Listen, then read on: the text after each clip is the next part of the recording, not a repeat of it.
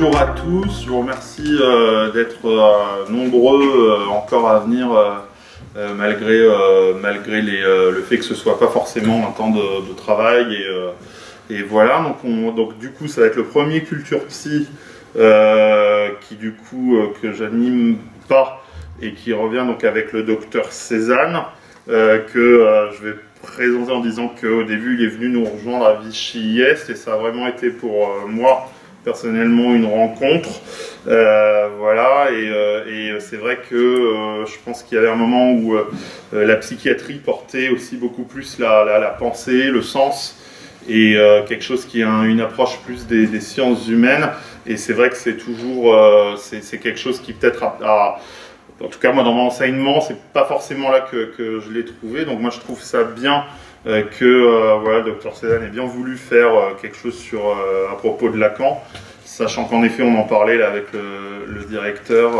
ici ça a été un bastion lacanien pendant très longtemps, c'est peu de le dire, voilà, et maintenant aujourd'hui c'est vrai que bon, si on dit qu'on se revendique de Lacan, faut se cacher quoi.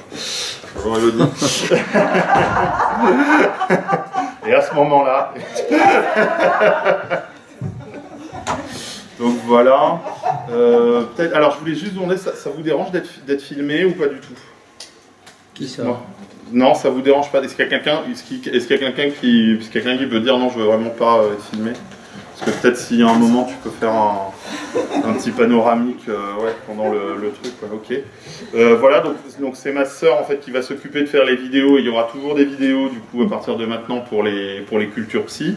Et ensuite, on ne sait pas encore comment on vous les mettra à disposition. Est-ce que ce sera sur Internet ou est-ce que ce sera sur un modèle solide avec des DVD? On ne sait pas encore. Voilà, pour ceux qui n'étaient pas là avant, le but c'est que vous ayez tout le temps des nouvelles interventions, que ce soit 1h30 d'intervention, une demi-heure ensuite d'échange, voilà, et puis bah, encore une fois, voilà, je remercie le docteur Cézanne vraiment. Patient.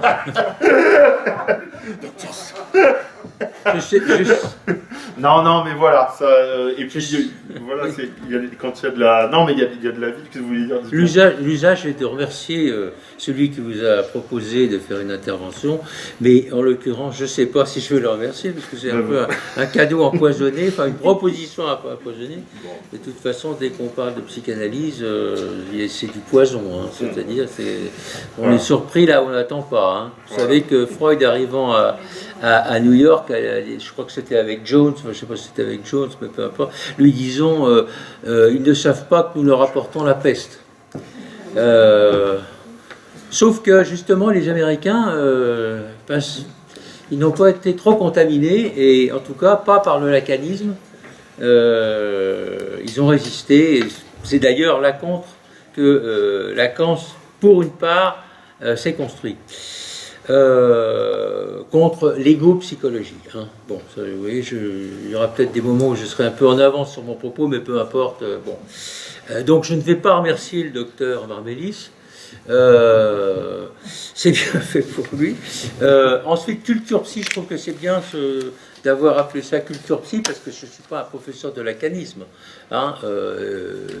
Il y en a, c'est vrai, de moins en moins, ou alors il y a des fiefs comme ça.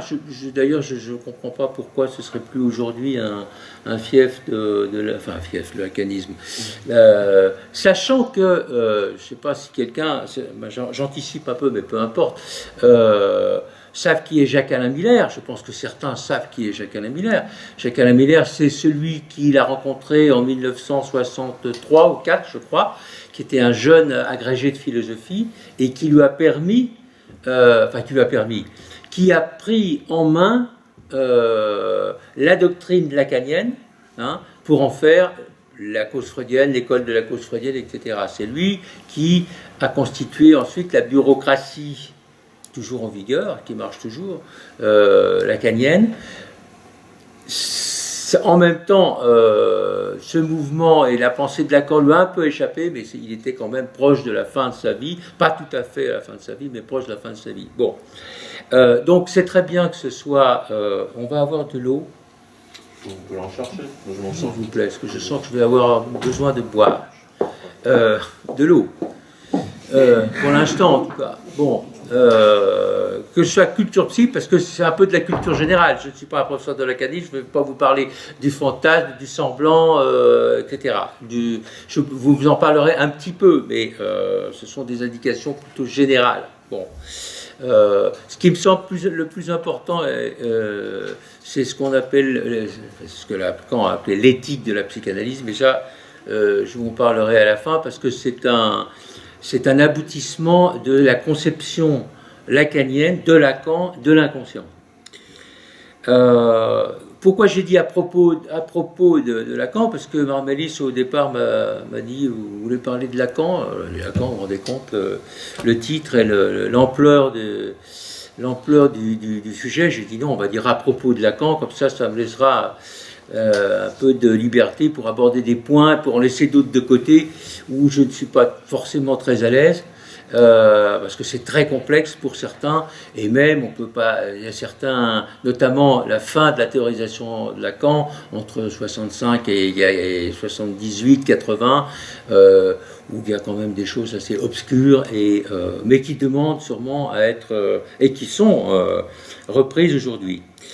Alors Lacan, pourquoi Lacan? De quoi Lacan est-il le nom? Lacan, vous en connaissez un autre dans la psychiatrie ou dans la psychanalyse française? Bon, il y a finalement que Lacan. Enfin, c'est pas que Lacan comme praticien, mais comme théoricien, il n'y a que Lacan. Hein. Et de quoi est-il le nom? De la psychanalyse française.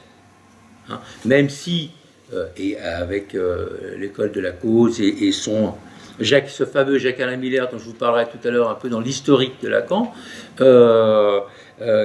qui a une diffusion mondiale, mais bien moindre que ce qu'on appelle l'IPA, hein, l'Association psychanalytique internationale, le freudisme orthodoxe. Merci.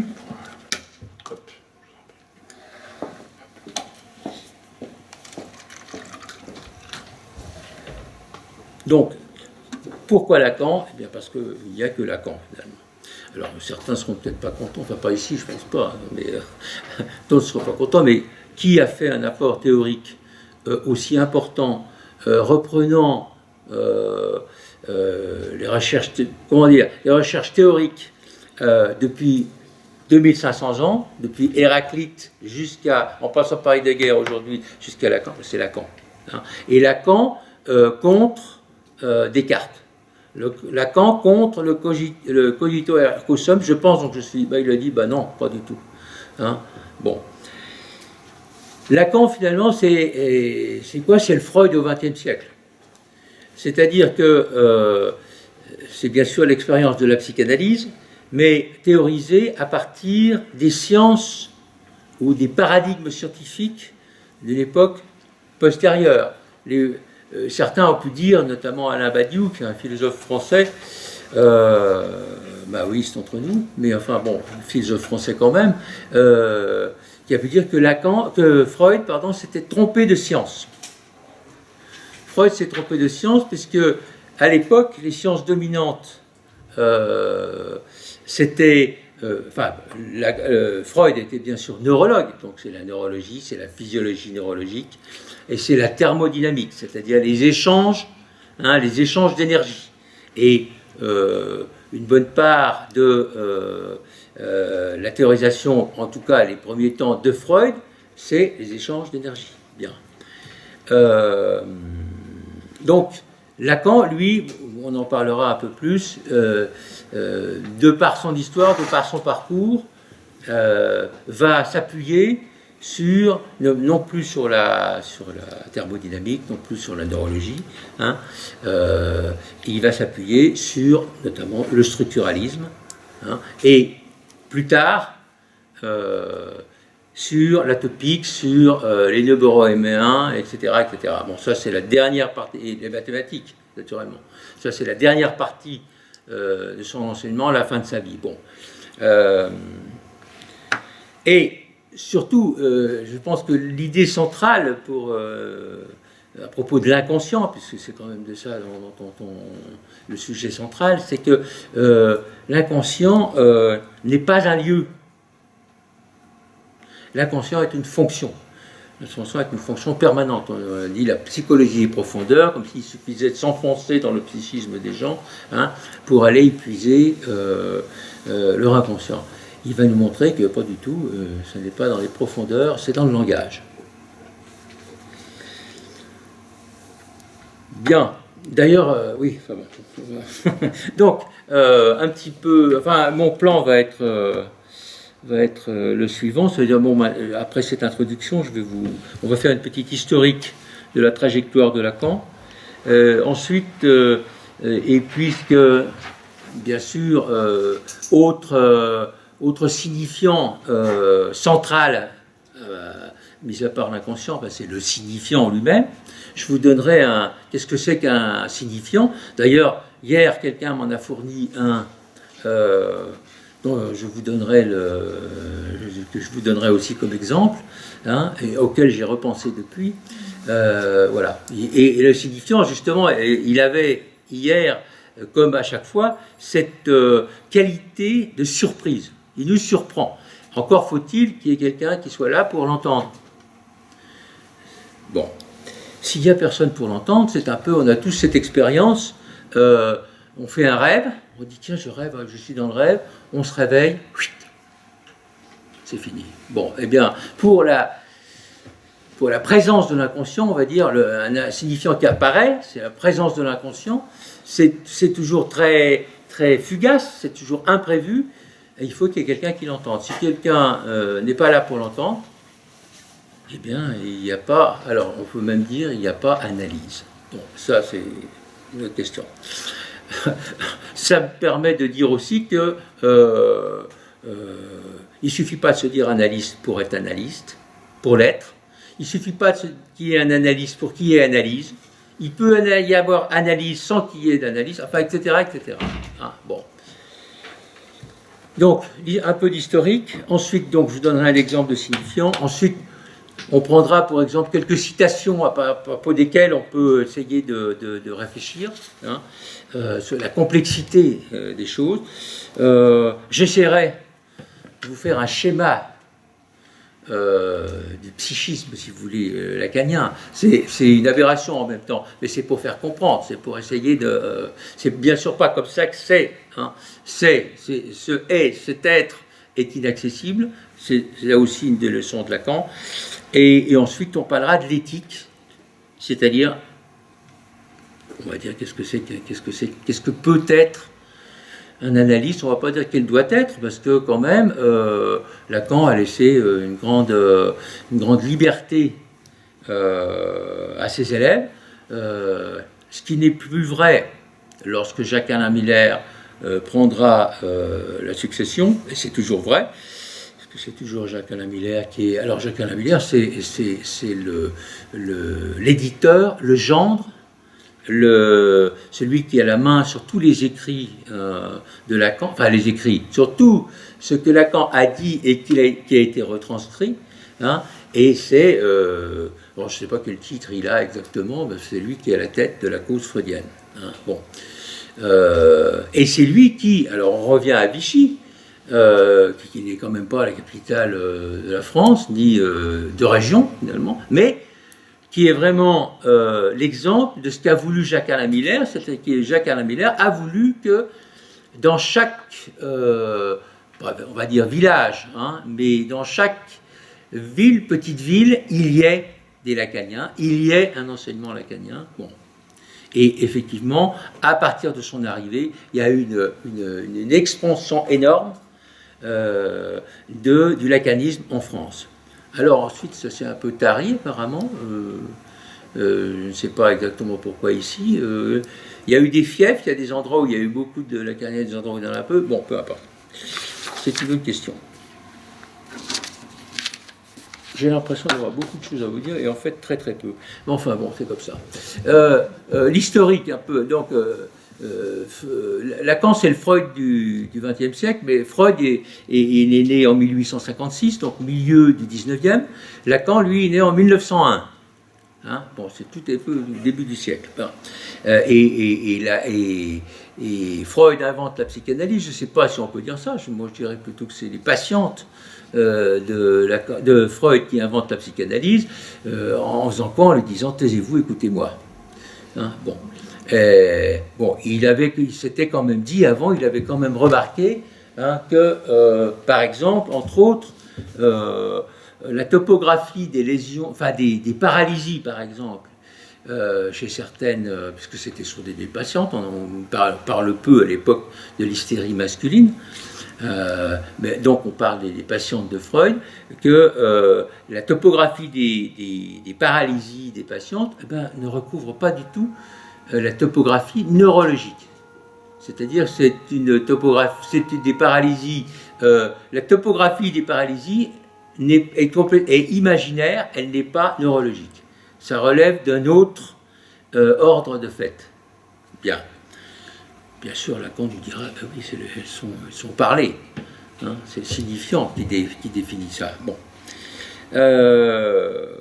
Alors Lacan est en 1901 et il décédera en 1981. Alors, pourquoi on dit 1981? Parce que bien sûr, à l'époque, il y avait beaucoup de... Enfin, il est mort en 1981, il est même mort. Oui, certains très croyants en Lacan ont même dit il a fait la preuve de son enseignement, il a fait la preuve par 9 de ce qu'il a dit. Pourquoi? Parce qu'il est mort le 9-9-81. 9 fois 9, 81. Ah bah oui. Hein. Et oui, il fallait. Bon, c'est comme ça. Alors certains diront mais il l'avait prévu, etc. Pour ma part, je n'irai pas jusque-là. Bon. L'introduction de la psychanalyse en France, hein, c'est 1925 à peu près, 25-26. Hein. Elle se fait par deux voies. Elle se fait, par certains psychiatres, hein, et le groupe de l'évolution psychiatrique, qui introduisent le freudisme dans la clinique psychiatrique, et se fait par l'intelligentsia française, hein, qui est déjà très proche de Freud par le biais du surréalisme. Vous connaissez tous les cadavres exquis, hein, et pour eux, les cadavres exquis, ben, c'est les rêves, c'est un peu un cadavre exquis. Hein, bon. On ne va pas faire un cadavre exquis, je pense, mais enfin, si vous voulez, on en fera un dans le récit. Hein, bon.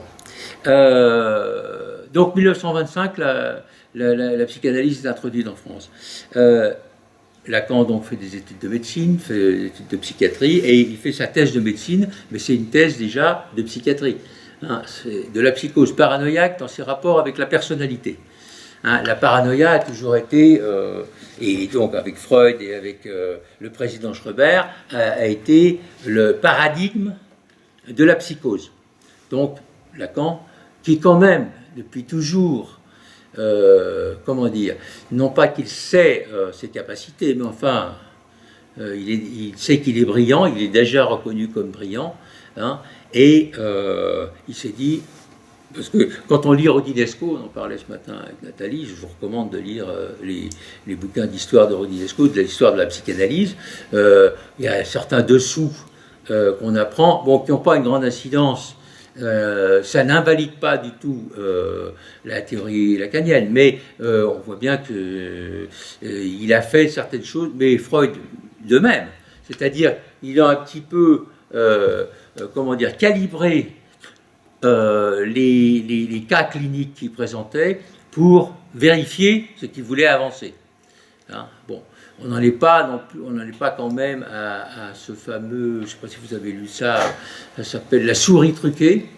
Hein, ça a été écrit par deux journalistes à propos. C'est l'histoire du trucage de la science.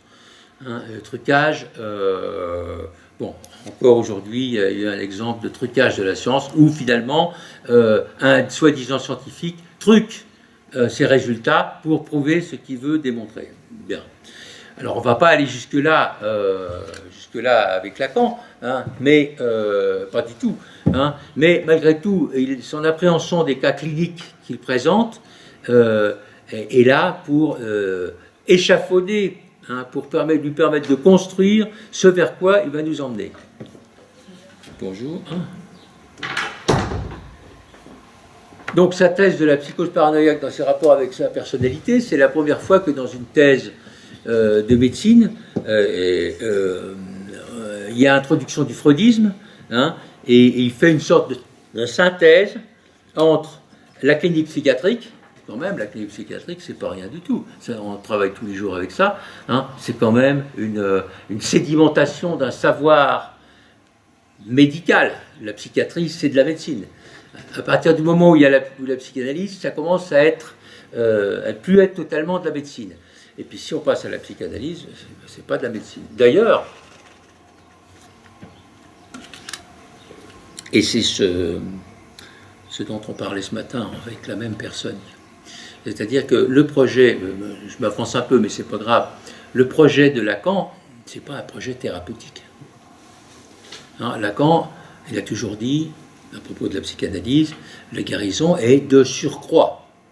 C'est-à-dire que si la guérison survient, bah, tant mieux pour vous, mais ce n'est pas du tout ça son projet. Bien. Ce qui interroge sur les applications qu'on peut faire dans notre pratique psychiatrique quotidienne. Ceci dit, si on a le temps, on en parlera peut-être un peu à la fin, parce que je pense que malgré tout, ça peut nous aider. Qu'est-ce que j'avais marqué encore? Non, voilà. Donc, c'est la première fois que quelqu'un aborde, en tout cas un psychiatre, en tout cas pour lui, un abord topique des cas, c'est-à-dire avec définition de certaines positions, de certaines... pour lui, 3 grands axes: le vécu biographique des gens, c'est encore vrai aujourd'hui, hein, le vécu biographique, comment ils racontent leur histoire, à l'intérieur de quoi on va trouver, on va voir, on va entendre l'image qu'ils ont d'eux-mêmes, en tout cas qu'ils veulent présenter, et ensuite leur vécu relationnel par rapport aux autres. Hein, bon, voilà les 3 axes. Bon. Et alors, sa thèse de médecine en 1932, donc, il en est très content parce que le milieu, l'intelligentsia parisienne, alors l'intelligentsia parisienne, je me suis arrêté tout à l'heure, c'est d'abord le surréalisme. Hein. Bon. Et les surréalismes, et Aragon et compagnie, et elle a beaucoup, la thèse de Lacan a beaucoup d'écho dans ce milieu-là. Alors lui, tout fier de lui, l'envoie à Freud, il envoie sa thèse à Freud, et Freud lui répond « merci ». C'est tout. Donc il paraît qu'il a été très blessé, là il attendait, bon. Freud, avec probablement d'autres chats à souhaiter, c'était en 1932 et il était 7 ans avant de mourir. Juste pour avancer, comment il fait la différence entre le vécu biographique et ce qu'il appelle le vécu relationnel? C'est pas lié? Comment il peut faire... Comment il raconte son histoire, oui. Premièrement. Deuxièmement, comment il se voit lui. Je suis ici, je suis ça, etc. Et ensuite, la biographie, pourquoi la biographie, c'est un peu diachronique, c'est-à-dire les événements les uns après les autres et la causalité qu'on peut mettre entre les uns et les autres, et l'image de soi et les relations avec les autres, c'est plus synchronique, c'est-à-dire au même moment, c'est-à-dire comment je vis l'image que j'ai de moi-même et l'image que j'ai de la relation. Voilà. Bon, c'est difficile de rentrer en détail, de reprendre en détail la thèse de Lacan, sinon dans 1h30 on y est encore. Et puis là je ne peux pas le faire parce que je ne peux pas aller plus loin là-dessus. Il aurait fallu que je m'y penche un peu plus. Bon. Et bon. Donc en 1932. En 1933, la France est agitée par un crime abominable, hein, et où il y a eu un peu. Pas autant, mais comme pendant l'affaire Dreyfus, il y a eu 2 camps en France. Hein, c'était le crime des sœurs Papin. Les sœurs Papin, c'était 2 servantes. D'ailleurs, Jean Genet a écrit une pièce, peut-être on l'a vu, qui s'appelle Les Bonnes, hein, et qui reprend cette histoire-là. Hein. Le crime des sœurs Papin, les sœurs Papin, c'était deux jeunes paysannes qui étaient qui étaient employées chez des bourgeoises et qui un jour, à l'occasion d'une panne d'électricité, ont traité leur maîtresse comme alors il s'est dit dans les rapports des journaux de l'époque, comme on prépare un lapin pour le cuire. C'est-à-dire qu'elles les ont enlevé, énuclé les deux yeux, et ensuite les ont coupés, enfin, les ont tailladés, etc. Donc c'est un crime qui divise la France entre ceux qui disent elles sont vraiment très coupables, et les autres, l'extrême gauche ou les surréalistes, etc., qui les prennent pour des victimes du système social, et elles se sont vengées. Lacan, lui, prend ça beaucoup plus du côté du signifiant déjà, hein, c'est-à-dire que le courant se coupe, donc le fer à repasser ne marche plus, et ça déclenche le carnage, parce que les deux sœurs ont assassiné de façon très sauvage les deux maîtresses, et Lacan dit, enfin, il faudrait en dire un peu plus, mais son interprétation, c'est que le courant ne passe plus.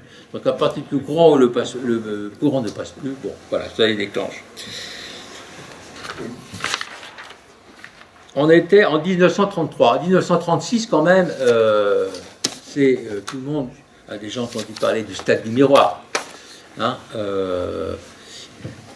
je pense. Et Lacan décrit le stade du miroir. C'est quoi le stade du miroir? Le stade du miroir, c'est là que s'intègre, se forme la première image totale de soi, du moi, la première constitution du moi, à partir de la vision de son propre corps, par l'enfant, dans son propre corps, dans le miroir, avec une personne à côté, qui le voit voir, qui le voit se voir.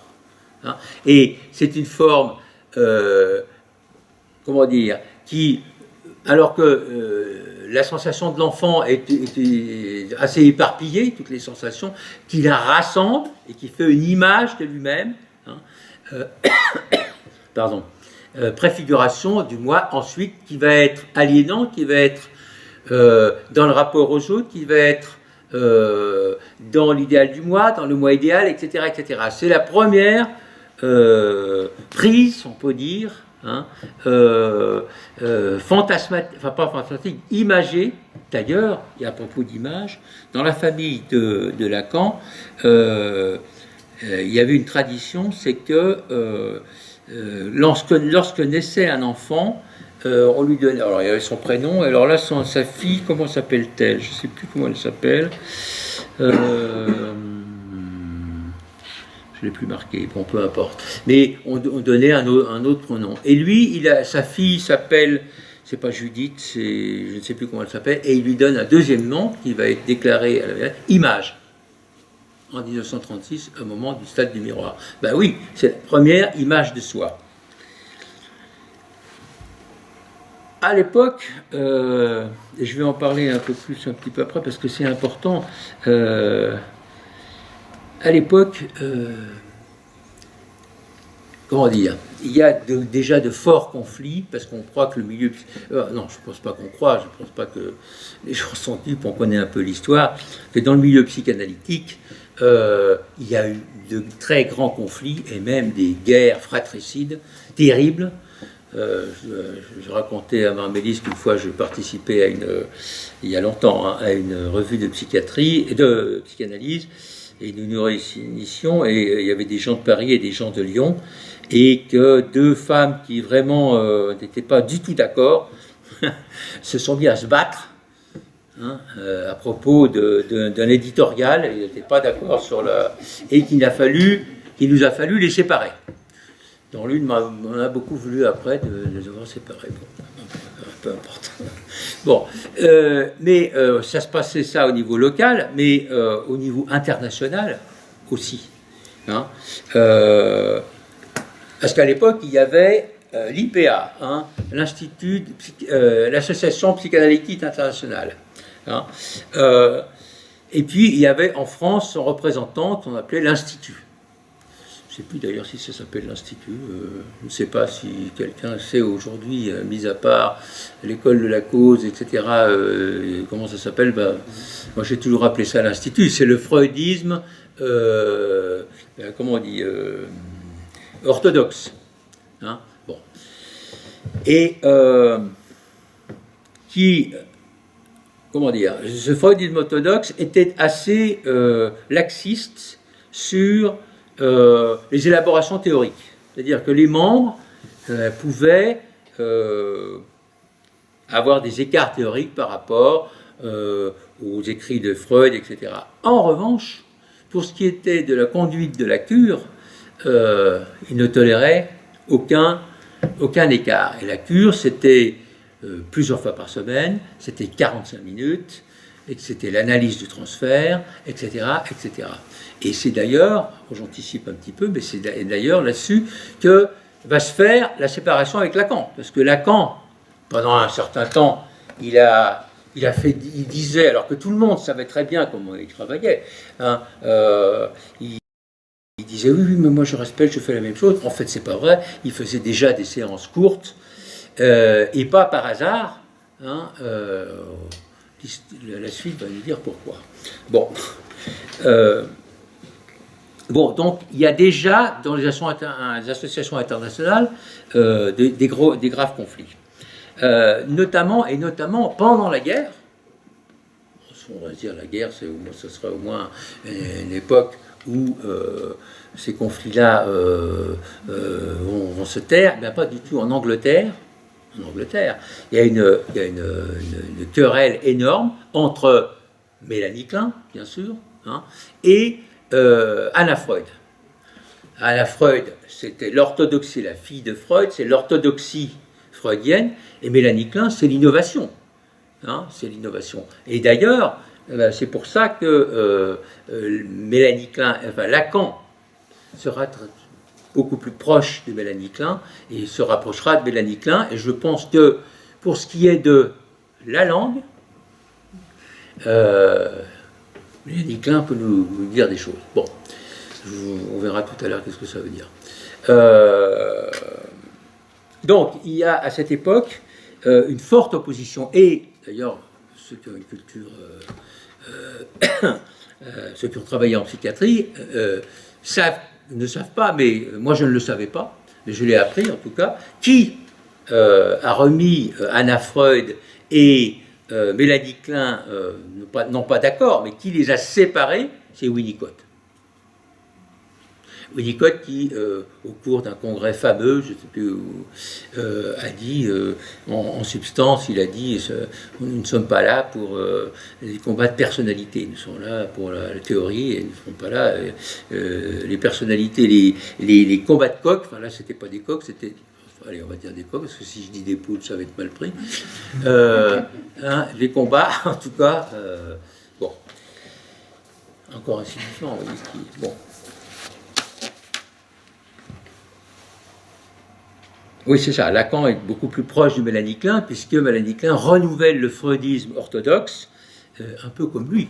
Elle le renouvelle pas de la même façon, hein, mais elle le renouvelle quand même. Hein.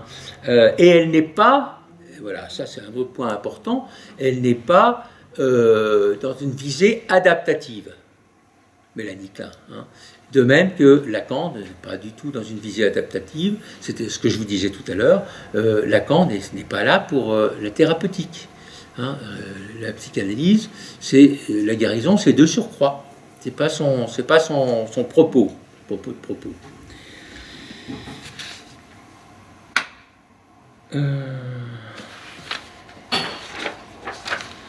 Ensuite, après la guerre, en 1953, de plus en plus l'écart entre ce que Lacan fait et ce que demande l'IPA, hein, l'Institut international de psychanalyse, est de plus en plus grand. Et Lacan fait de façon notoire des séances courtes. C'est plus les 45 minutes, ce sont des séances courtes qui peuvent être voire très courtes. Moi, j'ai ici, vous voyez, 132 bons mots avec Jacques Lacan, où c'est des anecdotes rapportées par certains analysants, et où on voit que des fois, c'est vraiment très très court. Mais ça, on n'est pas en 1953, on est plutôt en 1970-75. Bon. Mais C'est-à-dire que Lacan dit quoi avec les séances courtes? Il dit, et d'ailleurs, ça peut, je pense, permettre aujourd'hui de réfléchir à nos pratiques. Il dit, le temps de la séance, enfin c'est pas lui qui le dit comme ça, mais je vous dis ce qu'il veut dire, le temps de la séance n'est pas un droit à un temps de parole. C'est pas, on vient, on a 45 minutes, vous parlez, vous dites ce que vous voulez, hein, et puis après, c'est fini, on s'en va. Non, non, c'est pas un droit à un temps de parole. Pour lui, pour Lacan, c'est une occasion de manifestation de l'inconscient. C'est une occasion de surprise par l'inconscient. Surprise, hier, surprise, d'un signifiant qui, tout à coup, surgit. Et il est vrai que, et il disait aussi, il vaut mieux finir plus tôt que trop tard, qu'attendre trop tard. Il vaut mieux finir à l'occasion, justement, de la manifestation de l'inconscient, c'est-à-dire un signifiant qui apparaît là, et on arrête, ça s'appelle la scansion, hein, plutôt que d'attendre que cette apparition se dilue et qu'on ne sache plus, ou que ce soit reparti dans ce que je pourrais vous décrire tout à l'heure comme la grande roue de l'inconscient, on va dire. Il s'agit en effet pour Lacan, avec les séances courtes, de dialectiser le transfert en interrompant les séances sur certains signifiants. Moi, ça me fait penser dialectiser, hein, c'est comme on dialectise les fantasmes, on bat un enfant est battu, etc., etc. C'est une sorte de déclinaison, hein, pour essayer de trouver le sens qui s'attache à un fantasme. C'est un peu, moi je prends l'exemple toujours du Rubik's Cube. Vous savez, le Rubik's Cube, c'est toujours à peu près la même forme, mais on le change, on le tourne, et c'est pas la même chose qui apparaît. Alors il y a les traits forts, je ne suis jamais arrivé, qui vous amènent les 4 faces ou toutes les faces. Bon. Mais bon, eh bien, c'est un peu ça que dit Lacan, c'est-à-dire, hop, moi je vais tourner, je ne vais pas attendre je vais pas attendre. Et c'est vrai qu'il y a un effet, pour les séances courtes, hein, un effet de stress sur le patient. Bon. Et il raconte là un patient qui arrive et qui s'allonge sur le divan et qui dit finalement, et là quand on se lève, il dit à la semaine prochaine, mon cher ami, voilà.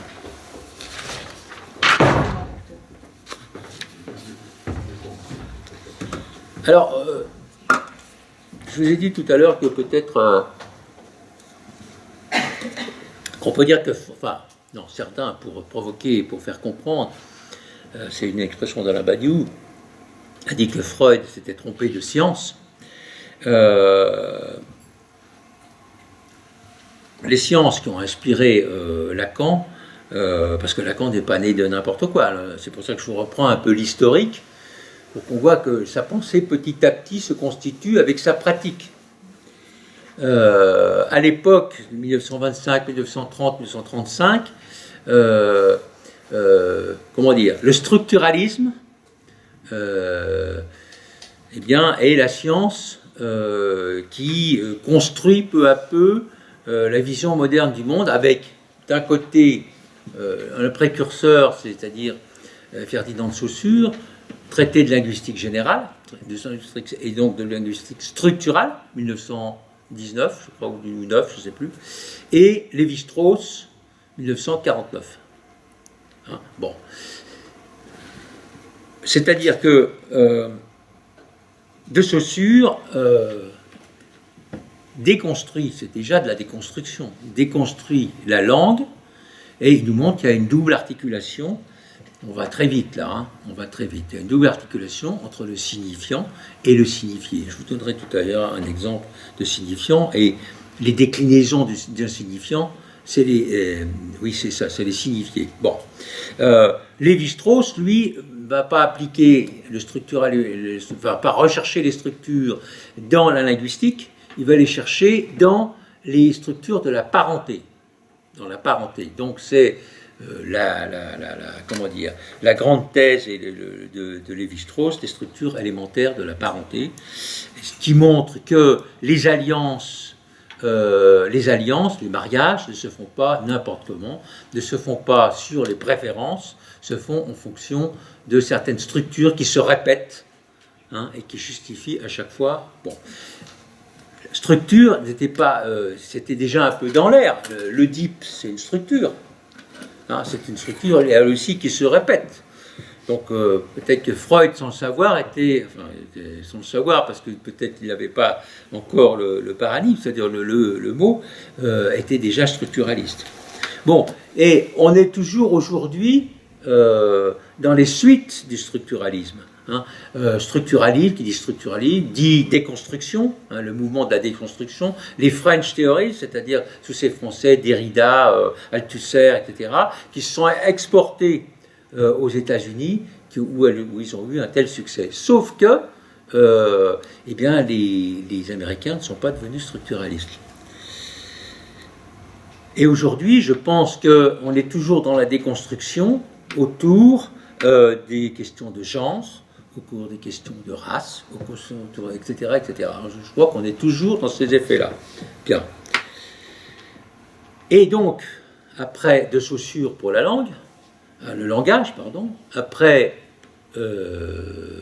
Lévi-Strauss pour la parenté, eh bien, Lacan va se servir, va lui aussi devenir structuraliste, et pour l'inconscient. Et c'est sa formulation. Ça, c'est une autre. Ah, mais j'ai sauté à pieds joints, là, c'est pas grave. C'est. Où est mon stylo noir? Il est là.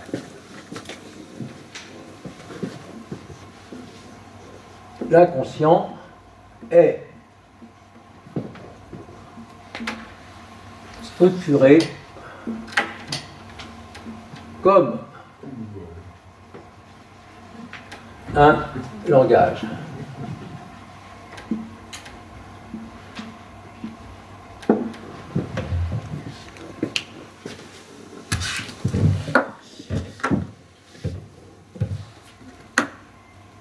Et dans les trois cas, bien sûr, il y en a d'autres, mais dans les trois cas, ces structures échappent, bien sûr, à la conscience. Ces structures sont inconscientes. Ces structures nous agissent sans que nous ayons à en décider. Voilà, c'est-à-dire qu'avec avec le structuralisme, Lacan fait décoller la pensée freudienne du biologisme, du darwinisme biologique, hein, pour faire image.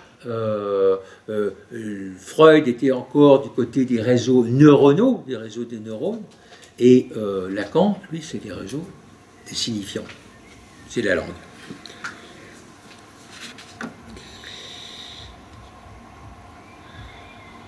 Alors, en même temps... C'est la langue verbale ou l'inverbale? Non, c'est le langage. C'est pas la langue. Il y a la langue, mais la langue... Quand on est sourd et muet, ça veut dire quoi? Excuse-moi. Pour les sourds muets. Pour les sourds alors, muets, alors. On est d'accord. Et pour les autistes. Et pour les autistes. Sans langage, etc. Bien sûr. Ça, c'est des questions qu'on pourrait aborder. Bon... Mais effectivement, la question de pose. Avoir un langage qui n'est pas, d'utiliser le braille. Oui, mais c'est pas un langage articulé comme le langage. Le langage, il est articulé sur signifiant, signifié. Signifiant, signifié, syntagmatique, paradigmatique. Enfin, il y a des oppositions à l'intérieur de quoi le langage est structuré. Il y a eu de Saussure, il y a eu ensuite, plus tard, de Jacobson. Bon. Oui? Non? Alors, si on englobe le langage comme toute forme d'expression, on peut comprendre. Mais s'il s'agit de langage... Parler. De la parole, oui. Oui, on ne peut pas dénier une inconscience à une grande partie d'une population. On ne peut pas quoi? Nier l'inconscient ou dénier un inconscient pour des gens qui n'ont pas de langage. Mais il n'y a pas de déni là, dans l'inconscient. Pourquoi il y aurait... Quand on est pour les sourds ou les malentendants ou les muets, alors oui. On fait quoi de cette population en concernant l'inconscient? Ça ne veut pas dire qu'il y a... C'est en tout cas pas la même forme On va dire autrement, l'inconscient ne peut pas être structuré de la même façon, hein, c'est tout. Hein. Mais l'inconscient, à partir des parlants, il est structuré comme un langage. Bon, je vous dirai un peu pourquoi un peu plus tout à l'heure. Hein. C'est justement la position centrale du signifiant. Hein. Le langage, c'est d'abord le signifiant. Bon. Je continue.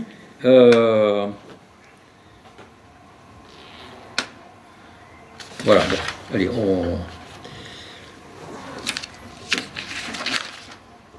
Alors, on était en 53, on va faire un bond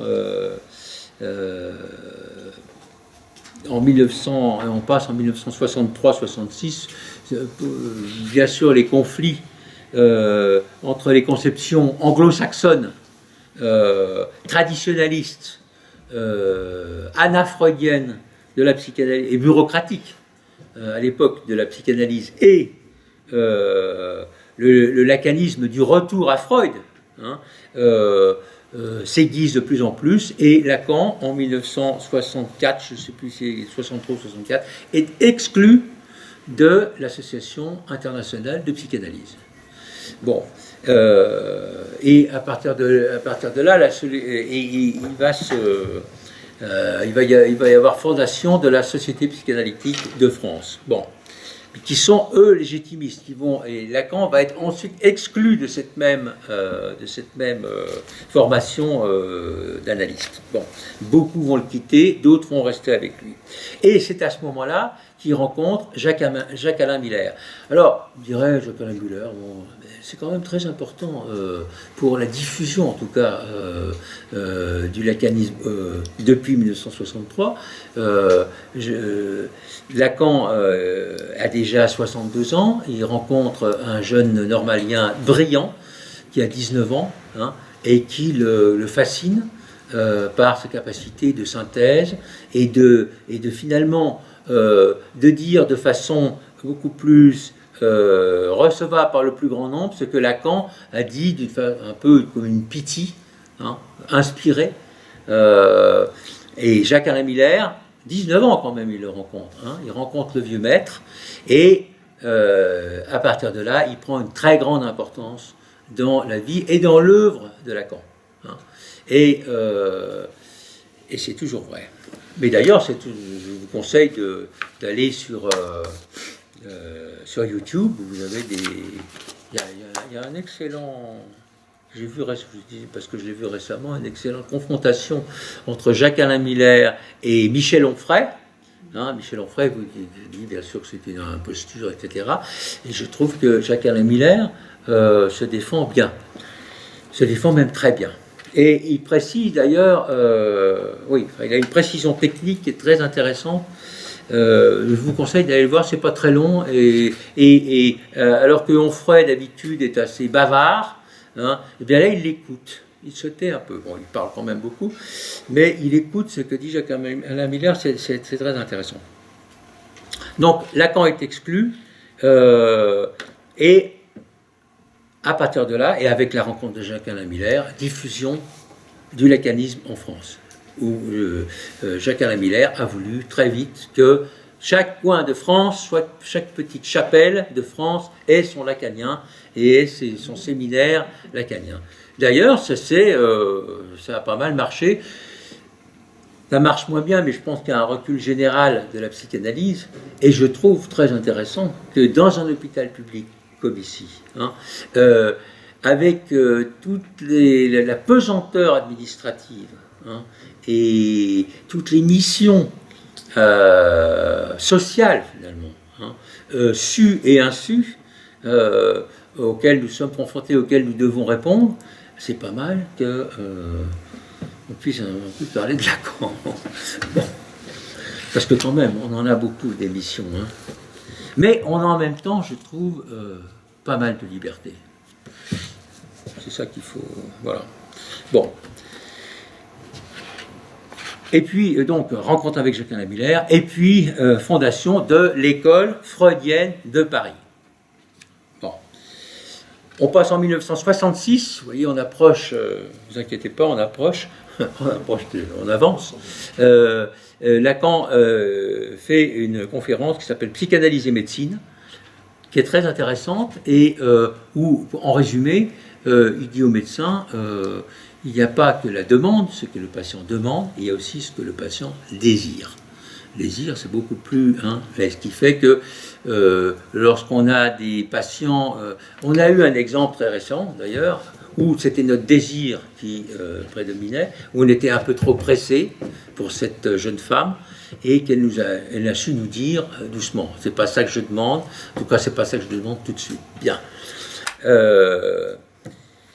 Voilà. Bon, on va pas s'étendre là-dessus. Bon. 1970.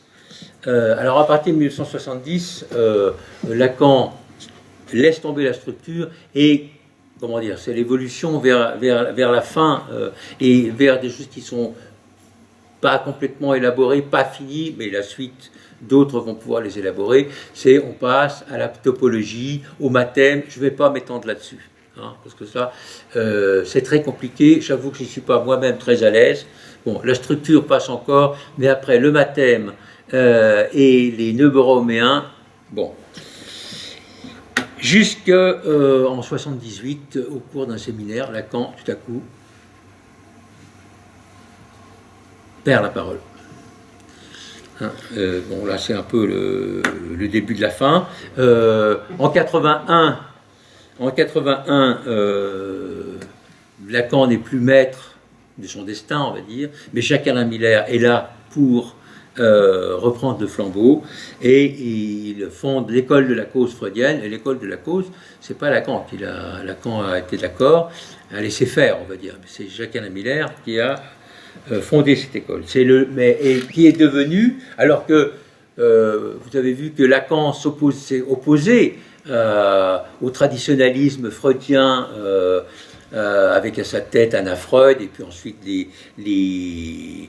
comment dire, qui voulaient exclure et Klein, et Jung, et Adler, etc. Eh bien, Jacques-Alain Miller fonde l'école de la cause freudienne, et c'est quand même le légitimisme lacanien, et la bureaucratie lacanienne. La bureaucratie et le légitimisme, c'est un peu comme l'Église de Rome, c'est très utile pour comment dire, diffuser la doctrine de l'Église. Ensuite, la relation de l'être à la fois, c'est autre chose. Bon, et bien là, c'est la même chose. Entre la diffusion de la théorie lacanienne, des théories lacaniennes, et l'expérience de l'analyse, là, eh bien, c'est comme entre l'Église et la foi. L'Église peut avoir son utilité, certains n'en ont pas besoin, bon, et certains, ça rassure beaucoup. Et puis donc, Lacan meurt, comme je vous l'ai dit tout à l'heure, en démontrant, enfin selon certains, la justesse de ses vues, en faisant la preuve par 9, puisqu'il décède le 9-9-81. 9 x 9, 81. Il fallait... bon. Bon, ça va, je ne vous assomme pas trop. Bon, moi, ça me fatigue un peu. Bon, donc vous aurez compris que le mot central, c'est signifiant. Qu'est-ce que c'est qu'un signifiant? Eh bien, je vais vous donner un exemple. Je vais vous donner un exemple que m'a fourni récemment une personne que je suis qui me suit en supervision. Je lui dirais, vous voyez, j'étais pas sûr l'autre jour si c'était moi ou c'était vous. Enfin bon, c'était bien.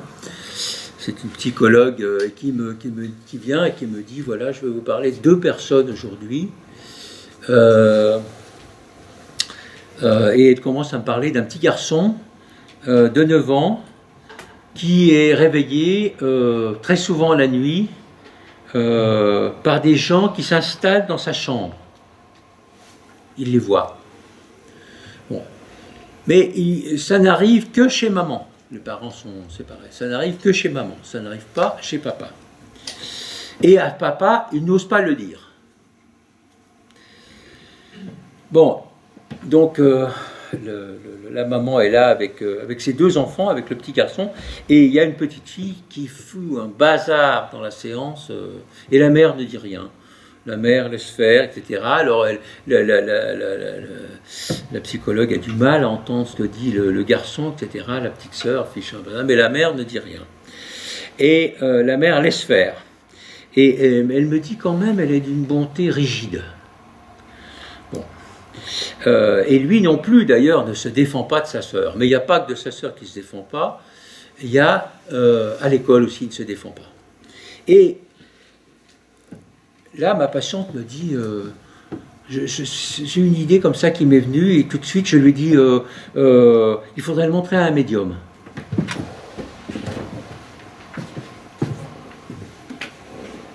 Voilà un signifiant.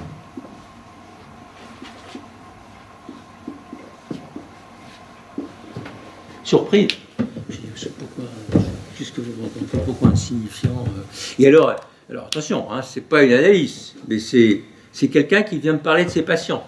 Donc ça va servir à cette patiente et ça va servir à elle avec les patients. Hein. Je sais pourquoi vous me parlez d'un médium, là, pourquoi vous l'avez dit de la médium. Alors elle commence à me dire qu'elle est allée chez un médium vers ses 50 ans, elle avait des règles qui n'en finissaient pas, hein, et il lui a coupé ses règles. Et donc pour elle, ça a été miraculeux.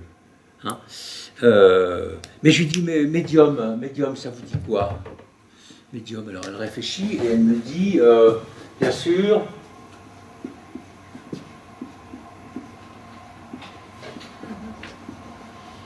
médium, si on renverse, demi-homme,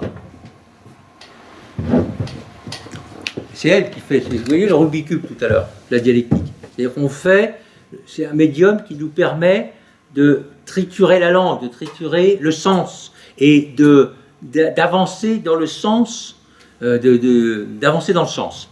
Bon, hein, sachant que on ne va pas arriver au bout du sens, c'est le propre même. Hein, bon, et voilà, et elle me dit médium comme ça. Bon, puis elle me dit mais je voulais vous parler d'un autre patient, bon d'accord, allez-y. Et elle me parle d'un homme de 40 ans que sa copine ne supporte plus, qu'elle a éjecté, et qui a un kyste au testicule. Il est touché au testicule. Et on lui a dit que peut-être il va falloir lui couper un testicule. Bon, il n'a pas d'enfant, il n'a pas réussi à avoir d'enfant, et il est très proche de sa mère. Voilà un autre. Je lui ai dit, vous l'avez pas proposé d'aller voir un médium? Elle m'a dit, non, mais oui, demi-homme, ça doit être l'idée aussi, ça doit être cette idée-là aussi. Bon. Et en même temps, on ne va pas oublier ce médi-homme. Ou un homme qui médit, d'accord? Médire.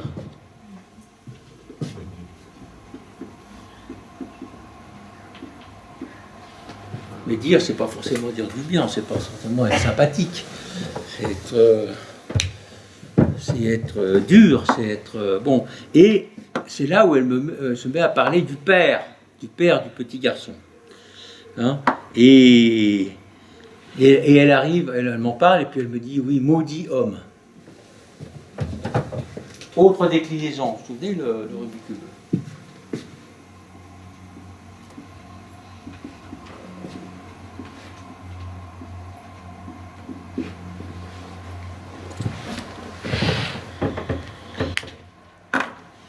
Il y a d'autres développements, il faut que je m'en souvienne.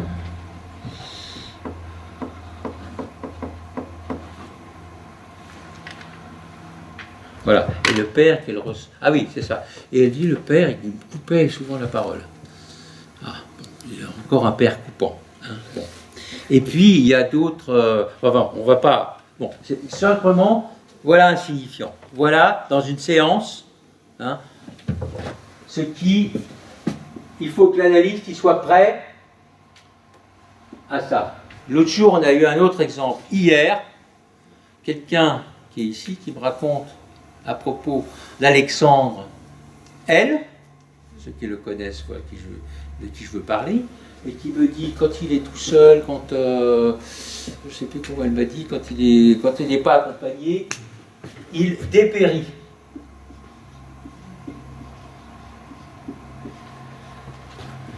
Il y a quand même du père là, hein, et dépère, déperdition. Il y a quelque chose qui perd. Hein, effectivement, et il fait n'importe quoi dans ces cas-là.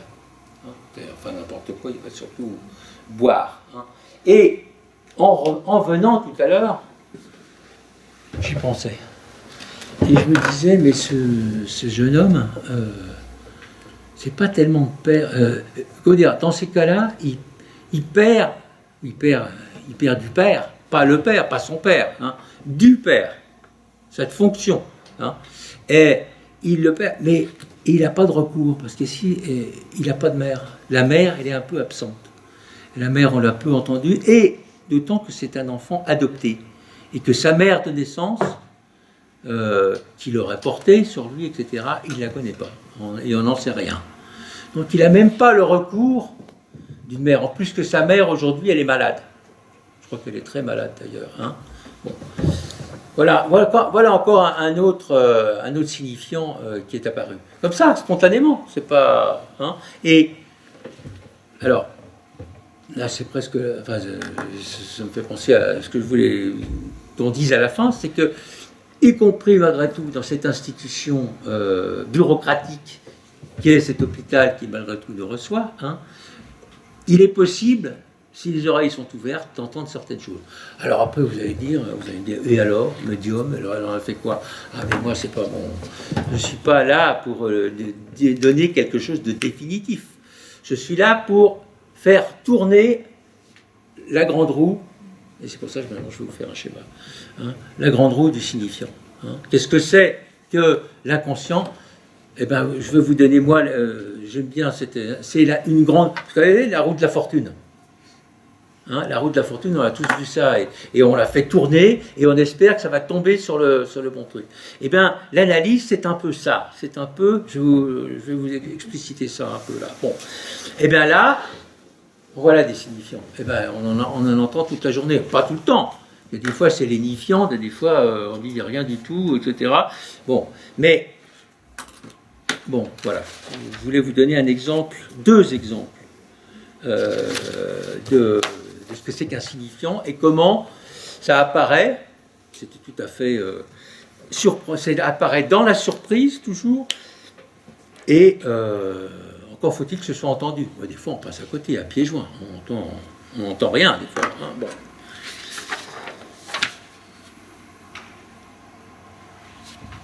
Voilà, bon alors là je vous ai écrit l'inconscient est structuré comme un langage. Hein, on pourrait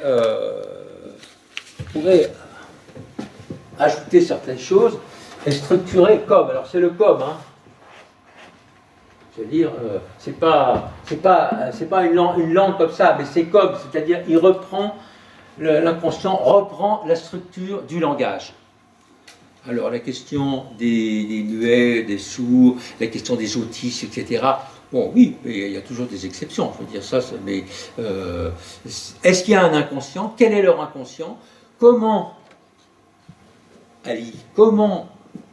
accéder à leur inconscient? Parce que c'est ça aussi, hein, la question. Et peut-on accéder à l'inconscient? Et peut-on accéder à l'inconscient sans langage? Y a-t-il de l'inconscient sans langage? Et alors, à partir du moment où il y a l'inconscient sans langage, c'est quoi cet inconscient? Tu comprends la question? Bon. Ça dépend avec quel angle on regarde les choses. Ça dépend de la définition qu'on a de l'inconscient. On est d'accord, mais on peut en accepter des... C'est pas exclusif. Pour moi, hein. Pourquoi pour moi, une définition comme celle-là n'est pas exclusive des autres. Et d'ailleurs, dans notre pratique, tous les jours, on utilise, c'est du bricolage, comme disait Lévi-Strauss, hein. On utilise des tas de données. Hein. On peut très bien être sensible à un signifiant, et puis prescrire ensuite un neuroleptique retard, et puis faire un certificat de 72 heures, et puis cadrer, comme on dit, un patient, et puis etc. c'est des partitions à sur plusieurs tonalités. Hein. Bon, alors l'inconscient est structuré comme un langage.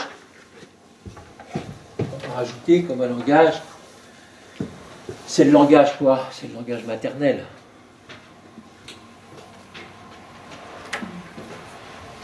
Et qui dit langage signifiant n'est pas jamais seul. Hein. Qui dit langage maternel, c'est paternel aussi. Hein. Quel est le rapport de ce langage paternel, comment le langage maternel parle du paternel, etc. Pourquoi tu rigoles? Parce qu'on dit le langage maternel et puis paternel. Non, la langue, on dit la langue maternelle, ce que je veux dire. C'est dans la langue maternelle. Hein? Et c'est là où on peut parler, Lacan a parlé de la langue. La langue, c'est un néologisme qu'il a inventé, en un seul mot. C'est en fait les premiers, la lalation. Vous savez, les enfants, lorsqu'ils commencent à articuler, la lalation, la. Hein, et bien là, déjà, il y a quelque chose qui s'inscrit. C'est pas encore le langage, il appelle ça la langue. Alors, est-ce que, Aurélie, pour Marie, hein, est-ce que cette langue qui est apparue, c'est la langue? Question. Hein? Bon. Alors, il y a une autre formulation, ça c'est une formulation d'un philosophe. L'inconscient est structuré comme un langage. Alors, Alain Badiou dit, lui, le sujet est pensable sous conditions structurales de la littéralité. C'est quoi la littéralité? Ben, c'est ça la littéralité. Hein? C'est médium, dans médium il y a yom, il y a homme, il y a Mehdi, alors on va le... Mehdi, demi, Mehdi... Ça, c'est la littéralité. La littéralité, c'est des petits bouts, c'est des phonèmes. Bon. Dépéri. Alors, on pourrait écrire dépéri, père. Alors, qu'est-ce que ça pourrait vouloir dire? Qui dépérit, c'est-à-dire qu'il se dépare, il se dépère. Quel père il perd, quel père perd-il, etc. etc. Hein, c'est ça le travail dans normalement dans une analyse. Hein, c'est le travail autour de ça. Sachant que l'apparition, on peut dire l'apparition, hein, le surgissement du signifiant, c'est toujours très fugace. Hein, c'est quelque chose pourquoi il faut être prêt, et c'est pour ça que Lacan a beaucoup insisté sur la position de l'analyste. Avant de parler de la position de l'analyste, je vous donne une ou deux autres citations, à partir de quoi les citations c'est important parce que ça permet de penser, de se dire tiens, qu'est-ce que ça veut dire ça, quel mot par rapport à un autre. Alors, je dis toujours la vérité. Pas toutes, parce que on n'y arrive pas, les mots y manquent, c'est même parce que c'est impossible que la vérité tient au réel. Je crois que ce que voulait Lacan ne veut pas la thérapeutique, Lacan, ce qui l'intéresse, c'est ça. C'est ça. Et c'est aussi pour ça que Lacan a beaucoup lu, bien sûr, il n'a pas une formation philosophique, mais il a été boulimique, il a beaucoup fréquenté, il a des philosophes, il a beaucoup lu les philosophes, et il a notamment beaucoup fréquenté Heidegger. Hein, comment dire, Heidegger, son sujet, lui, c'est l'être. Alors ça, chez Lacan, c'est très proche. Bon, je vais vous faire un schéma maintenant. Bon. Ou alors, autre qu'on voit dans les psychoses, qui permet souvent de réfléchir, ce qui n'est pas symbolisé revient dans le réel. Hein, le symptôme, ou certaines, ça nous permet de penser certaines choses. Hein, tu vois, ça te parle. Hein, bon. Alors oui, je dis toujours la vérité, c'est-à-dire le propos c'est la vérité, hein, mais on ne peut pas toute la dire. Les mots n'y suffisent pas parce qu'il manque des mots. Et il y a des éléments, du réel qui ne sont pas formalisables, qui ne sont pas formulables. Et c'est même, ça serait impossible que la vérité tienne au réel, que à partir d'un certain moment, les mots y manquent, hein, et on ne peut pas. Et c'est pour ça que Lacan a lâché la structure, a lâché les mots et est allé vers les mathèmes. Il a dit il n'y a qu'une façon de rendre compte du réel. Alors, oui, une seule façon de rendre compte du réel, c'est les mathématiques. Bon. Ça n'a pas encore vraiment abouti. Tout de suite, on va parler du réel. Alors, l'enfant naissant, l'enfant sort, au moins à l'instant où il sort de sa mère, c'est pas pour ceux qui sont autour, en tout cas pour lui, c'est une chose à l'instant même. Après, c'est déjà fini. Après, on en a parlé, la mère l'a fantasmé, la grand-mère a dit telle chose, le grand-père, etc., etc. Il est déjà attendu depuis, c'est le Messie, etc. Bon, il y a déjà énormément de choses qui sont là, qui vont s'inscrire sur lui. Mais lui, hein, et ce moment pour lui, pour nous tous, c'est un moment de réel.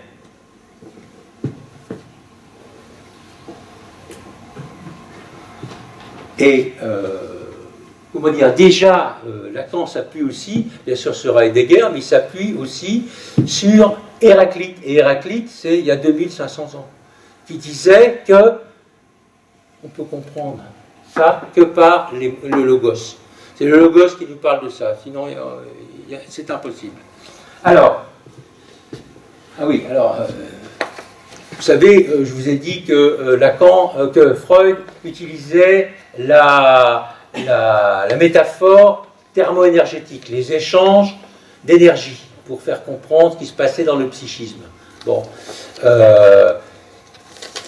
Et donc, ce qui se passe là, Lacan, Freud, c'est la pulsion, l'énergie pulsionnelle. Hein. Lacan, il va prendre un autre terme, alors qui va être un peu déstabilisant, parce qu'il va appeler ça la jouissance. Alors bien sûr, on est gêné dans la compréhension, là-dedans, parce qu'on dit jouissance, bah oui, je connais ça, ou je crois connaître ça, ou j'ai connu ça, c'est quand même bref, etc. Là, c'est pas bref. Hein. Là, c'est la force permanente,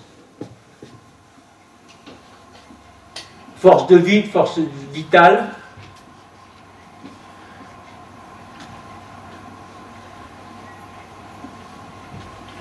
hein, qui sort de l'intérieur de l'être, de la chair. C'est de la chair. Hein. L'enfant, c'est de la chair d'abord. Très vite, immédiatement, ça n'est plus de la chair. Pour ceux qui sont déjà là, c'est pas de la chair, mais pour lui. Hein. Comment il va devenir humain? Et il va devenir humain par différents processus. Hein. Alors, on va situer la langue. Je vais en faire un autre trait. Vous voyez, là, c'est assez... Oui, ne répondez pas tous en même temps. Oui.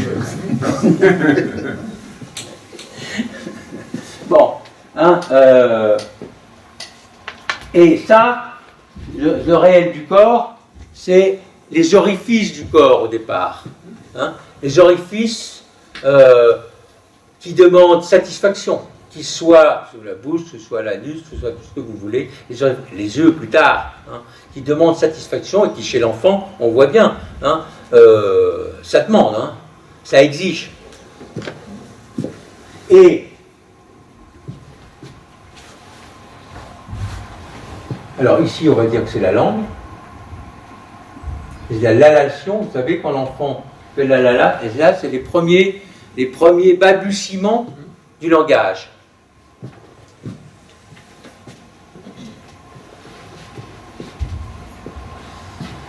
Et là, c'est le processus de symbolisation. C'est quoi la symbolisation? c'est que la mère parle de son enfant. La mère touche son enfant, parle de son enfant, hein, et va faire que ce bout de chair, c'est du corps. Que ce bout de chair, elle va voir les orifices, elle va voir sa demande, et l'enfant va commencer à pouvoir jouer avec ça, à demander à la mère, mais c'est plus de la nourriture qu'il demande, c'est de la mère, etc., etc. Mais l'enfant, petit à petit, je vais un peu vite là maintenant, tant pis. L'enfant, petit à petit, qui jouit, il jouit, hein, de cette matière qu'il n'a pas encore, puis qu'il va identifier petit à petit, sur lesquels il va pouvoir poser des mots plus tard, hein, eh bien, il va se faire inscrire par la langue de sa mère, il va faire inscrire sa chair comme corps. Pourquoi? Parce que la mère, la mère, il n'y a pas que la mère d'ailleurs, tout ce qui est autour, hein, le bain de langage dans lequel nous sommes sans cesse, hein, va poser des vrais signifiants.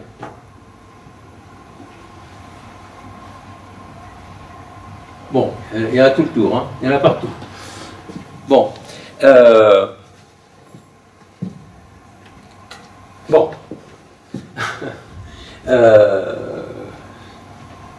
J'ai eu du mal à tout rassembler sur le même schéma. Hein, bon. Et bon, l'enfant ensuite va grandir, donc ensuite là, tous les signifiants. C'est ce qu'on appelle la chaîne signifiante.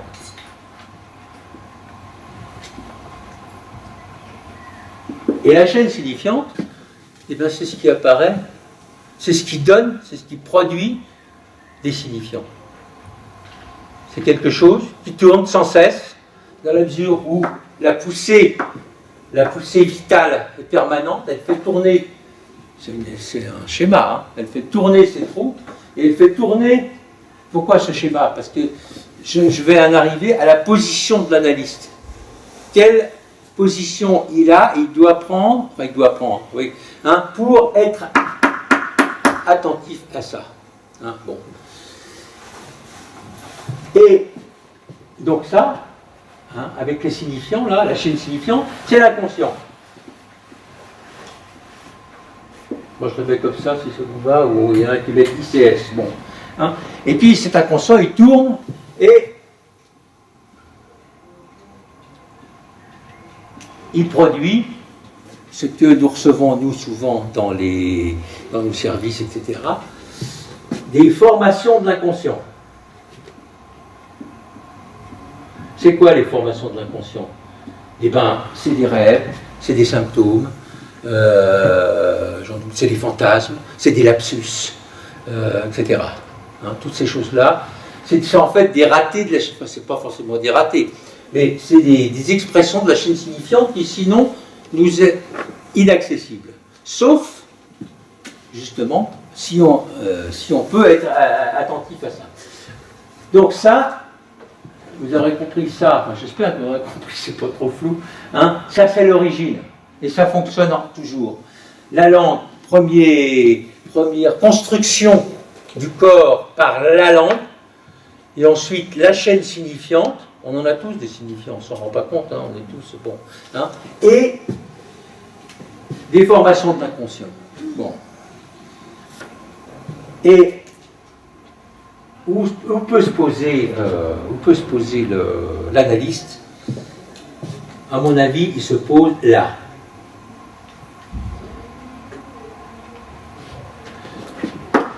C'est une sorte de fenêtre. Vous connaissez la crèche. Vous savez, dans la crèche, il y a un personnage important, c'est le ravi. Le ravi, c'est celui qui est à la fenêtre, comme un bonnet, là, et qui regarde ce qui se passe. Qui regarde ce qui se passe sans discriminer, qui est tout à fait content de ce qu'il voit, hein, et qui regarde tout. Eh bien, l'analyste, à mon sens, il a cette position du ravi. C'est-à-dire celui qui est là, qui est l'écoute. Bon, c'est une fenêtre, mais c'est une fenêtre surtout sonore, hein, bon, et qui écoute tout ce qui passe. Et, alors, c'est un... Oui, enfin bon. Bon, et on peut essayer là de définir ce que Freud et ensuite Lacan ont précisé l'attention flottante. On a tous entendu parler de l'attention flottante.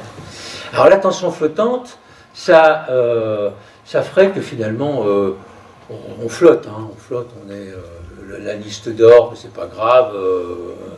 Bon, ça peut arriver, on peut être fatigué quand même. Hein, bon, mais c'est pas forcément flottante. Ça veut dire c'est l'attention égale.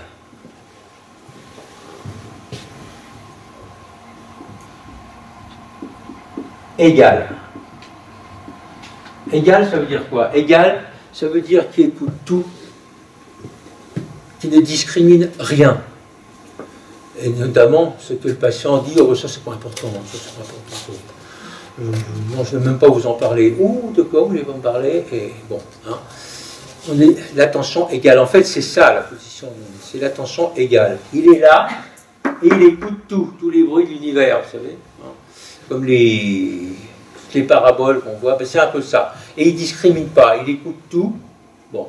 Et à cette condition, il pourra peut-être entendre un signifiant. Et faire tourner le Rubik's Cube, on va dire, du signifiant, avec le patient. Ou renvoyer ce signifiant au patient. Bon.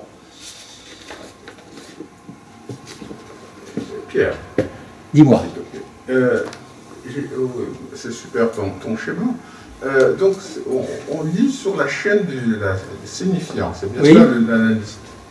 Qu'est-ce qui prouve que l'analyste ne projette pas ses propres chaînes signifiants sur le patient? Bien sûr que si. Eh bien, non, il ne les projette pas au patient. C'est-à-dire, en fait, Lacan dit bien qu'il n'y a pas deux inconscients. Il y a un seul inconscient là. C'est pour ça qu'il doit être dans l'attention égale. Et se laisser aller lui aussi à un peu fantasmer. À un peu, bon, ça m'est arrivé, je ne sais plus quand ça m'est arrivé. Vous voyez, j'ai oublié. J'ai refoulé ce signifiant-là. Mais il y a quelque chose qui sort spontanément. Hein, le médium, d'où ça lui venait? Ça lui venait de son inconscient à elle. Hein, d'autant que médium, ça renvoyait à demi-homme, demi-dieu. Demi-dieu, elle a perdu son père très jeune, etc. Pour elle, bon, et il a un frère qui a assassiné quelqu'un. Bon, ça a été, de ce médium, hein, il y avait énormément de condensation et de ce jeune garçon et surtout d'elle en fait. Et lui avoir proposé le médium, ça l'empêchait en fait de bien écouter cet enfant. C'est pas du contre-transfert, ça c'est le contre-transfert, ça voudrait dire que ce que me dit le patient, c'est une réaction à ce que dit le patient. Non, ça peut exister bien sûr, mais c'est aussi ce que mon inconscient travaille aussi pendant que je suis avec le patient. Non, je ne suis pas un pur reflet, etc. Moi aussi. Et justement, il y a parfois des interprétations. L'interprétation finalement de l'analyste, ça a le même statut vis-à-vis de l'inconscient que le symptôme du patient. L'interprétation est le symptôme de l'analyste. Puisque ça lui surgit comme ça. Parce que l'interprétation, c'est tout sauf des explications. Hein? Alors, dans... comment ça s'appelle? Cette série télévisée là, hein? En thérapie. En thérapie. Il explique beaucoup. Ce qui ne veut pas dire qu'on n'a jamais expliqué, mais non. Hein? On peut aussi, nous aussi, produire du sens. Et le produire du sens, ça fait tourner la grande roue de la fortune. Je ne sais pas si c'est de la fortune, parce que ça coûte cher quand même. Mais ça fait tourner la grande roue. Donc, mais expliquer et ne faire qu'expliquer, ça sert strictement à rien. Ce qui sert, c'est vraiment... Bon, alors, en même temps, et là, c'est là qu'il faut bien différencier entre la position lacanienne, qui n'est pas une position thérapeutique, c'est une position, ce qui l'intéresse, c'est le réel de l'être.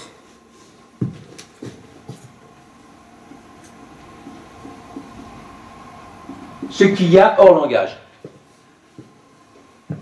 Hein, ce qui était avant. L'origine. C'est ça qui l'intéresse. Bon. Et donc, les signifiants ne sont que des scories. De même, ici, il y a ce qu'on appelle l'objet petit a. Hein. Alors, les formations d'un content, les rêves, les symptômes, ça c'est bourré. Enfin, bourré.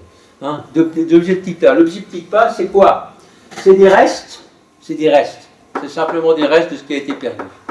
Hein? Alors, il y a aussi le grand A. Alors le grand A, on pourrait le mettre là, mais je ne vais pas tout expliciter, parce qu'il faudrait mettre aussi le moi là-dedans. Le moi recouvre tout ça, on ne voit rien, puisque le moi, c'est cette image préformée de moi-même. C'est mon idéologie de moi-même. Hein, une idéologie en partie inconsciente. Bon. Mais donc l'explication, ça peut servir pour le lien, mais ça ne sert pas pour accéder là. Bon, donc, hein, la position de Lacan, c'est une position, finalement, quoi qu'il en dise, assez philosophique. Quoi qu'il a été un tenant de l'anti-philosophie. Hein. Et puis il y a la position plutôt où on veut être thérapeutique, sauf que, comment dire, et là on fait un peu feu de tout bois.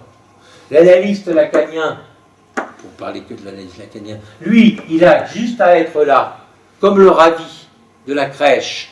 Hein, et à regarder, il y a une autre expression, c'est... oui, c'est ça. Lacan, lui, il appelle ça le semblant. Le semblant, c'est pas faire semblant.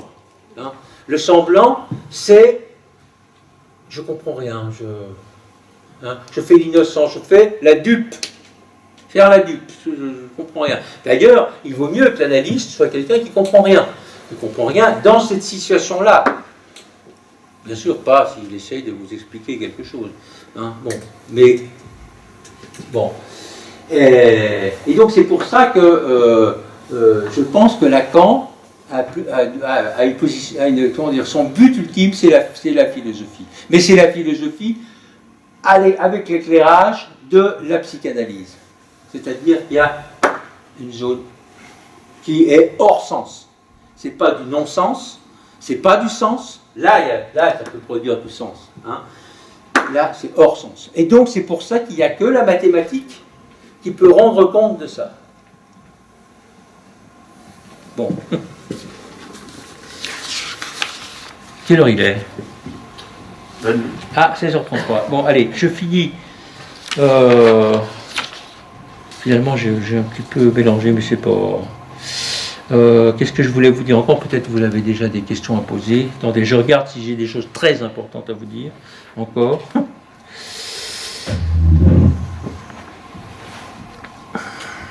Oui, c'est ça, hein, la position de l'analyste, c'est justement pas le contre-transfert. Il peut y avoir du contre-transfert, il faut s'en méfier, mais c'est d'être soi-même en analyse. L'analyste est aussi en analyse. S'il n'est pas en analyse, c'est qu'il n'est pas prêt à accueillir à être dans les dispositions pour accueillir le signifiant, il n'y a pas d'analyse. Et justement, c'est pour ça que dans l'école lacanienne, qui s'appelle l'école freudienne, ils ont tenté, par le mécanisme de la passe, de savoir s'il y avait vraiment analyse. Hein, parce qu'il ne peut y avoir d'analyste que s'il y a d'analyse. Il n'y a pas analyse parce que quelqu'un se dit je suis analyste. Et après, alors, ça garantit quoi ? Rien. Hein, bon. Et le fait d'en savoir beaucoup, ne garantit pas non plus qu'il y ait analyse. C'est-à-dire qu'il y ait cette position-là, l'éthique de la psychanalyse, hein, l'éthique du psychanalyste, pour Lacan, c'est cette position-là. Comment il dit encore ?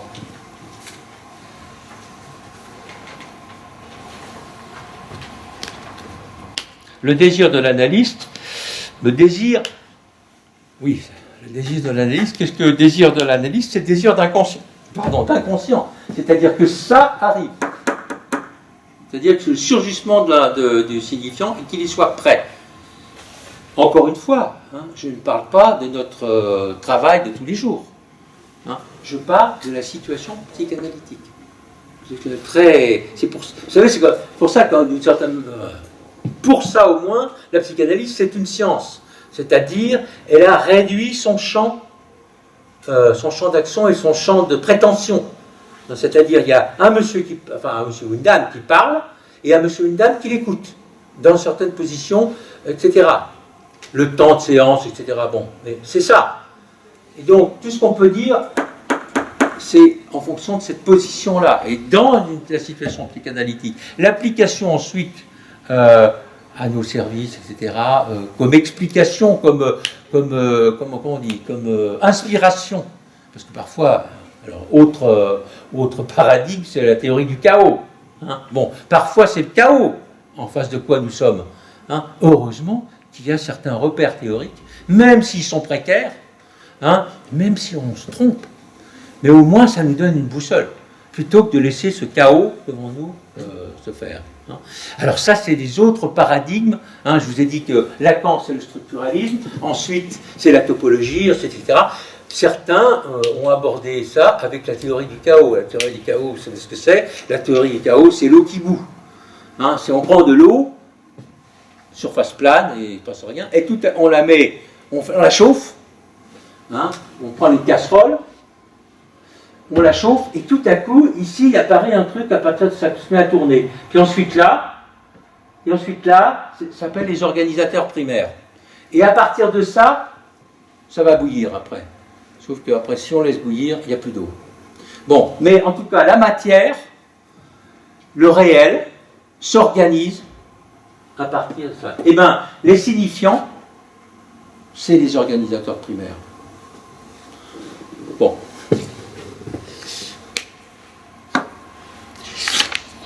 Voilà, l'analyste, oui, il disait, l'analyste n'a que son désir à donner, c'est-à-dire son désir d'analyse, son désir que l'inconscience manifeste.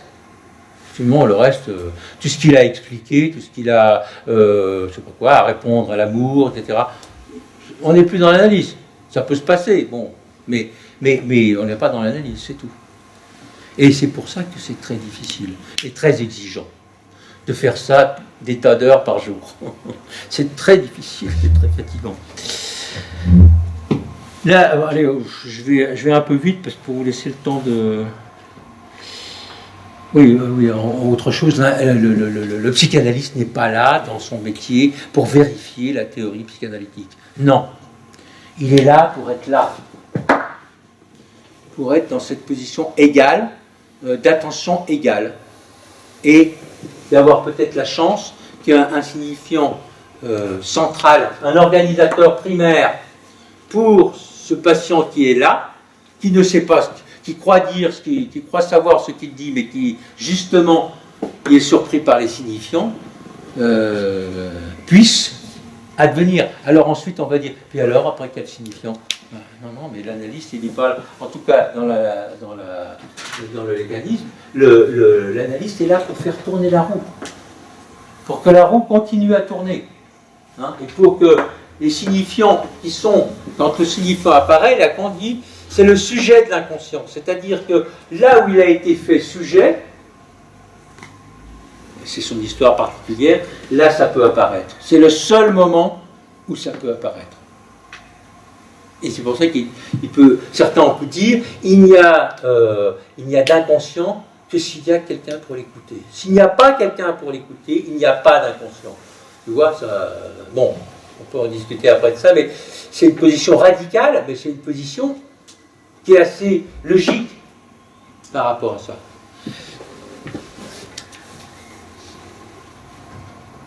Oui, alors après, c'était, je vais dire deux, trois trucs sur la psychiatrie, mais c'est peut-être, la psychiatrie, c'est de la médecine, voilà. Bon. Pourquoi? Allez, après, j'arrête. Est-ce que ce serait pas logique et intelligible de dire qu'il n'y a pas de langage s'il n'y a personne pour écouter, plutôt que de dire qu'il n'y a pas d'inconscient?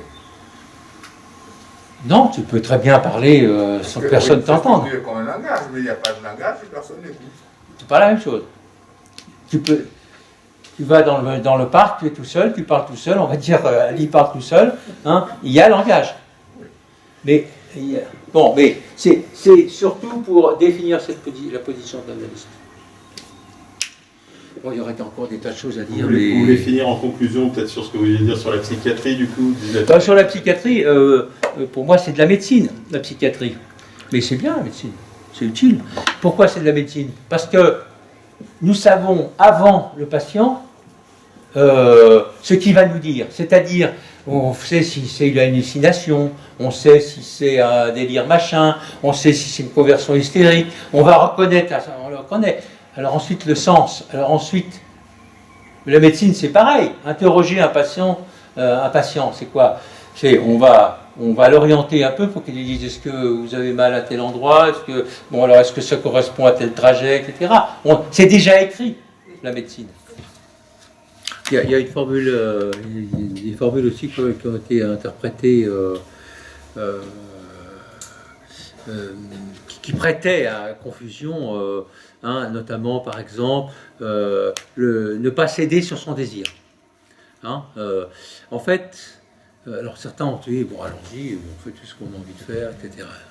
C'est pas du tout ça que Lacan voulait dire. Ne pas céder, ça s'adresse à l'analyste. Ne pas céder sur son désir d'analyse. Ça ne veut pas dire faire n'importe quoi. Ça veut dire ne pas céder sur cette position-là, sur leur avis, sur le fait d'être... Encore une fois, je ne parle pas de la clinique pédiatrique, etc. Mais je parle, ne pas céder sur son désir. C'est-à-dire, mais c'est une position toute la journée comme ça, c'est difficile d'avoir une attention égale parce qu'on peut être distrait, etc. Bon, si on est distrait, il faut être aussi sensible à sa distraction. Bon, c'est pas un métier facile. Bon, je ne sais pas si le métier est facile, mais c'est pas un métier facile. Il y avait une autre... Moi, il y a une phrase qui trône dans ma tête. Quand on dit la guérison, c'est de surcroît. Oui. C'est quelque chose par hasard. Oui. C'est pas le but. C'est pas le but. La personne est guérie. Oui, c'est ça. Ce qu'on a fait, pourquoi les choses ont réduit. Voilà. C'est ça. Oui. Mais encore une fois, on ne cherche pas l'explication. On ne cherche pas l'explication. On cherche à faire que le système, qu'on veut dire bloqué, recommence à tourner. Et puis les explications, le sens donné, le soin, tout ce qu'on veut, ça peut être, c'est utile. Parce qu'en même temps, nous sommes quand même, on a un grand handicap, c'est qu'on s'appelle des soignants. Donc on est obligé de soigner. C'est bien de soigner. On ne va pas dire, non, on est obligé. Et donc, notre bonne volonté, attention à notre bonne volonté, elle est pleine de mauvaise volonté. Bon, elle est coupable, mais malgré tout ça, c'est un grand ensemble qui fonctionne. Bon, et c'est un grand corps. Oui, alors on va être chacun insignifiant pour les autres signifiants. On va être chacun. Et bon, on peut essayer de comprendre, de comprendre au moins comment un service, comment ça peut fonctionner et comment ça se fait qu'on soigne les gens. Est-ce qu'il y a que ces satanés neuroleptiques ou autres qu'on prescrit aussi? Non, c'est un ensemble. Et bien malin qui va pouvoir vraiment isoler, c'est ça qui est important, etc. C'est peut-être des choses qui sont dites dans une chambre alors qu'il y avait un soignant avec et c'est tout. Bon, alors... Et d'ailleurs, Lacan dit bien qu'on ne sait pas ce qui se passe. Il faut être très modeste, on ne sait pas ce qui se passe. On sait qu'à ce moment-là, on recueille le signifiant qui ouvre un tas de champs de sens, même si ces sens, après, qu'est-ce qu'elle va faire, Elisabeth? Elle s'appelle Elisabeth.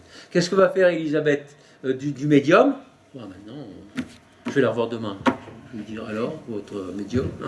Bon, mais on ne sait pas vraiment ce qui se passe. Mais on essaye d'élaborer, dans ce chaos, on essaye de mettre des axes pour essayer de comprendre. Mais je pense que dans un service, il peut très bien y avoir... je pense que, d'abord, à mon avis, il est difficile aujourd'hui d'être dans la psy sans se dire zéro lacanien. Je pense que c'est pas possible. Le lacanisme est tellement entré dans la culture et dans notre culture que c'est pas possible. C'est à notre insu. Mais des positions plus institutionnelles de l'institut, plus classiques, mais oui, ça peut être utile, bien sûr. Ça peut être thérapeutique, ça peut être bon. Donc, alors certains diront oui, mais ça c'est de l'éclectisme, c'est un peu suspect. Oui, mais la réalité, ça marche comment? On a tous la même formation, on a tous les mêmes espoirs. Non. Bien. Merci. Merci.